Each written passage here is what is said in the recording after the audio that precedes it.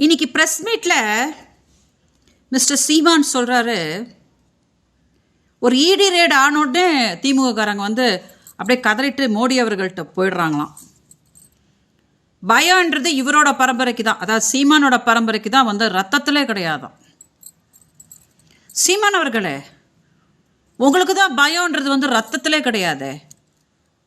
அப்போது தமிழ்நாடு காவல்துறை என்னோட கேஸில் உங்களை விசாரணை பண்ண ஆரம்பிச்சாங்களே, அப்போ இதே மாதிரி ஆம்பளையா தைரியமாக அதை ஃபேஸ் பண்ணியிருக்க வேண்டியதானே?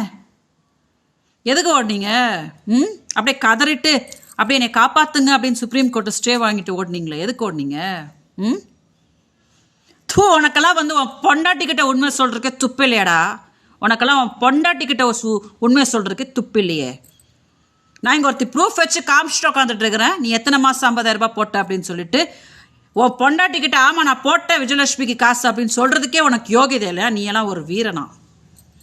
விஜயலட்சுமி யாருன்னு கேட்டால் ஆமாடா அவன் என் பொண்டாட்டிடா அப்படின்னு சொல்கிறதுக்கு உனக்குலாம் துப்பு இல்லையா? உட்காந்து சீன் போட்டுட்டு இருக்கிறான் இவன். நீ எல்லாம் வீரன் அப்படின்னா நம்ம நாட்டை காப்பாற்றுறதுக்கு பார்டரில் எத்தனையோ ராணுவ வீரர்கள் வீர மரணம் அடைஞ்சாங்களா? அவங்களெல்லாம் என்னடா சொல்லணும்? தெய்வம் சொல்லணுமா? தெய்வம் சொல்லணுமா?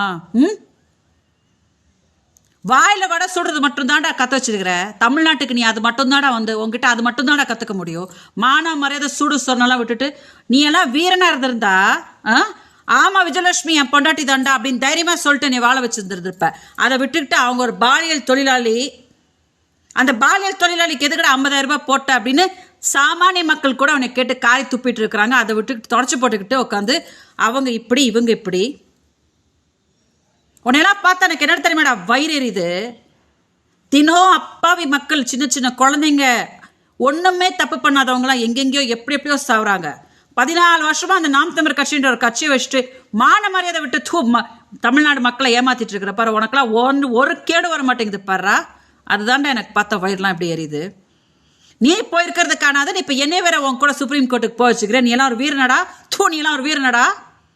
நான் இருக்கிறேன்டா உயிரோட. உனக்கு நீ ட்ராமா போடும் போதெல்லாம் மக்களுக்கு நீ என்ன மாதிரி ஒரு அயோக்கியன்றது சொல்றதுக்கு என்ன உயிரோடு தான் இருக்கு. அதனால இதை கொஞ்சம் டெலிகாஸ்ட் பண்ணுங்க, மக்கள் பார்க்கும்படி இதை கொஞ்சம் டெலிகாஸ்ட் பண்ணுங்க.